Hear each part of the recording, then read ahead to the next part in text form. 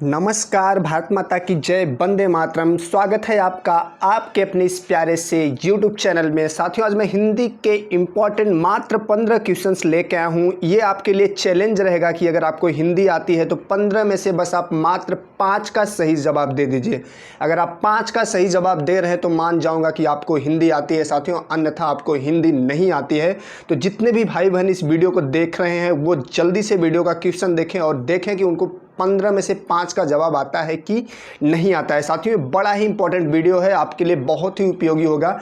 चलिए आप अपनी हिंदी को चेक करिए कि आपको 15 में से कितने के सही जवाब आते हैं। साथियों, ये रहा पहला क्वेश्चन। साथियों, पहला क्वेश्चन है साथियों कि तिरंगा में कौन सा समास है। आसान सा सवाल है लेकिन इसके बाद क्वेश्चन थोड़े टफ होंगे। चलिए बताइए, तिरंगा में कौन सा समास है, आपको बताना है। द्वंद्व, द्विगु, अव्ययी भाव समास या फिर तत्पुरुष। बता दीजिए इसका सही जवाब क्या होता है, क्या है इसका सही जवाब, जल्दी से बताइए साथियों। तो इसका राइट आंसर है साथियों बी, द्विगु समास। तिरंगा में द्विगु समास है साथियों। जिस समास में पूर्व पद संख्यावाची होता है उससे समूह का बोध होता है, उसे द्विगु समास कहते हैं साथियों। चलिए आपका मान लो एक सही हो गया है, ठीक है साथियों। चलिए देखते हैं दूसरा क्वेश्चन। ये रहा दूसरा क्वेश्चन साथियों। निम्न में कर्मधारय समास का उदाहरण कौन सा है, आपको बताना है। चलिए बताइए साथियों, निम्न में कर्मधारय समास का उदाहरण कौन सा है, आपको बताना है। चलिए साथियों बता दीजिए। प्रिय सखा, कामचोर, आजन्म या सपरिवार। बताइए कौन सा है कर्मधारय समास। चलिए साथियों, जिसमें विशेषण और विशेष्य की बात होती है साथियों, बता दीजिए। चलिए, विशेष्य और विशेषण की बात होती है, बताइए क्या होगा इसका सही जवाब, जल्दी से बताइए साथियों। इसका सही जवाब होगा साथियों ए, प्रिय सखा में कर्मधारय समास है साथियों। प्रिय सखा में क्या है, कर्मधारय समास है साथियों। जिस समास में उत्तर प्रधान होता है तथा पूर्व पद व उत्तर पद में उपमान, उपमेय अथवा विशेषण विशेष्य का संबंध होता है, वहां पे कर्मधारय समास होता है साथियों। चलिए बढ़ते हैं नेक्स्ट क्वेश्चन। ये रहा साथियों नेक्स्ट क्वेश्चन। अतनु, अतनु का पर्यायवाची शब्द है, बताइए। चलिए चेक करिए अपनी हिंदी कितना आती है हिंदी आपको। चलिए, अतनु किसका पर्यायवाची शब्द है, आपको बताना है। चलिए, ईश्वर, कृष्ण, कामदेव या फिर वशिष्ठ। बताइए क्या होगा सही जवाब। इसका राइट आंसर सी होगा साथियों। अतनु कामदेव का पर्यायवाची है साथियों। किसका, कामदेव का।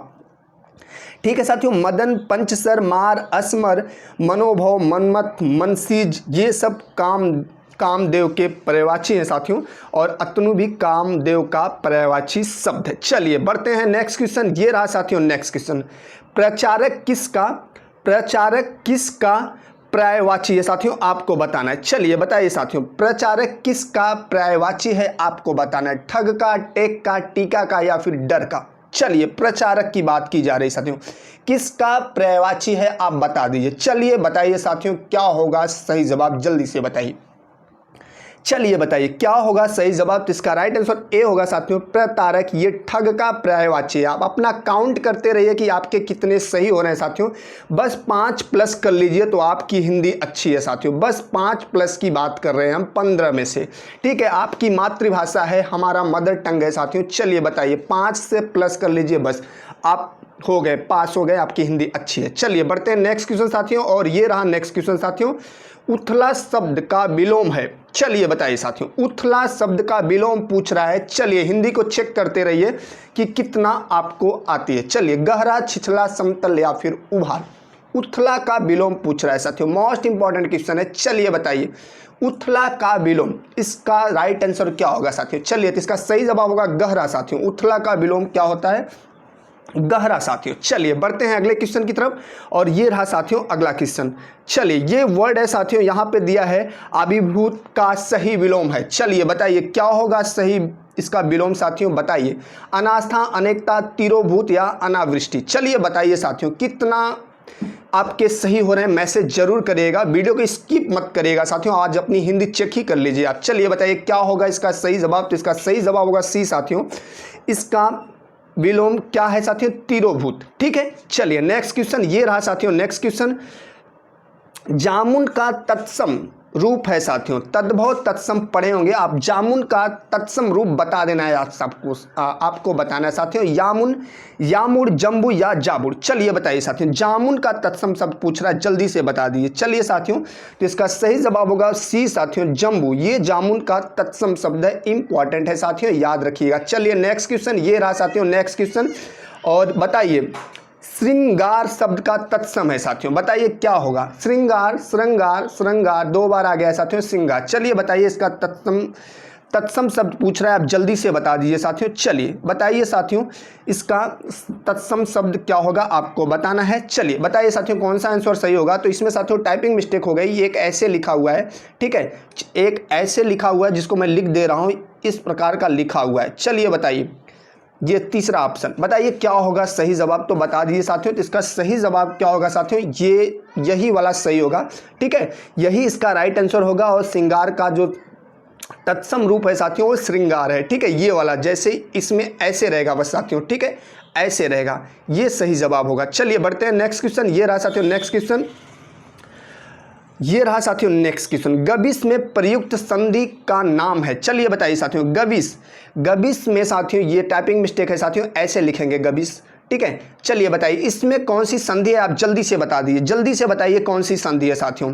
दीर्घ, गुण, यड़ या फिर अयादि संधि, बताइए कौन सी संधि है साथियों। तो इसका सही जवाब होगा डी साथियों, इसमें अयादि संधि है साथियों। कौन सी संधि है साथियों, अयादि संधि है।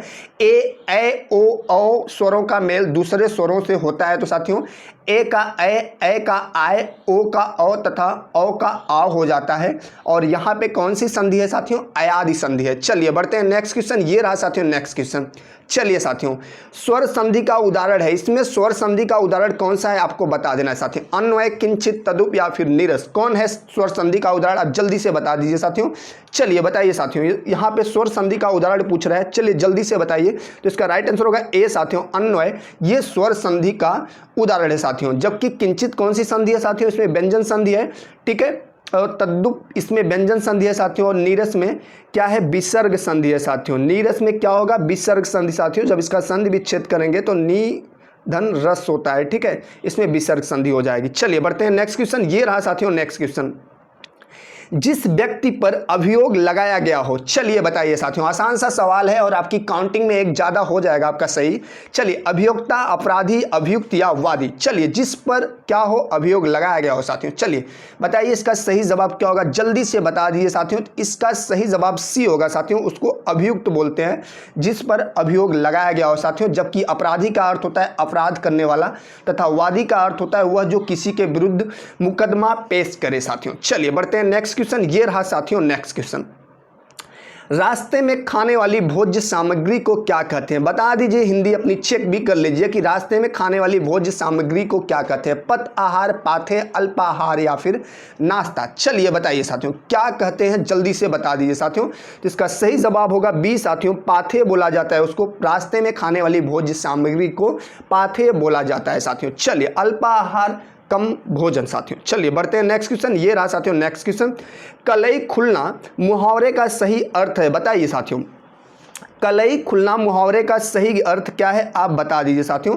चलिए, रंग उतर जाना, सच्चाई का पता लगना, भेद प्रकट करना या चमक का गायब हो जाना। चलिए साथियों बता दीजिए इसका सही जवाब क्या होगा। तो इसका सही जवाब होगा सी साथियों, भेद प्रकट करना।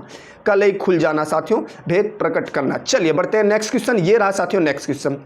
हालत पतली होना मुहावरे का अर्थ है, चलिए बता दीजिए। दुबला पतला होना, बीमार हो जाना, कंजूस होना, आर्थिक स्थिति खराब होना, चलिए बता दीजिए साथियों।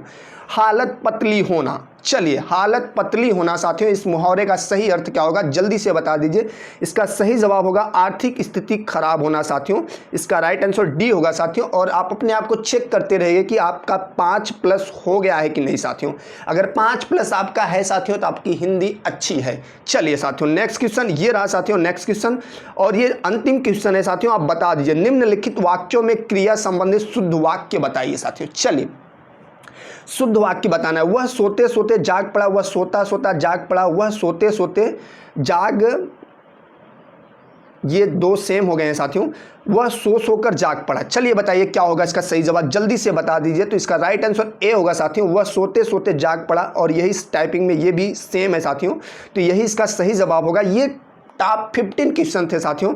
और उम्मीद है कि वीडियो आपको पसंद आया होगा साथियों। अगर वीडियो पसंद आया होगा तो एक लाइक कर दीजिएगा, और कितने आपके सही हुए हैं साथियों मैसेज करके जरूर बताइएगा कि कितने आपके सही हुए हैं साथियों। चैनल पर नए हैं तो सब्सक्राइब भी कर सकते हैं। डेली 8 बजे शाम को साथियों, डेली 8 बजे शाम को इंपॉर्टेंट क्वेश्चन लेके आता हूं जो आपको विभिन्न एग्जाम में जरूर हेल्प करेंगे साथियों। अपना ख्याल रखिएगा, अपने माता पिता बड़ों का और गरीबों का सम्मान बहुत जरूरी है साथियों। भारत माता की जय, वंदे मातरम एंड जय हिंद साथियों।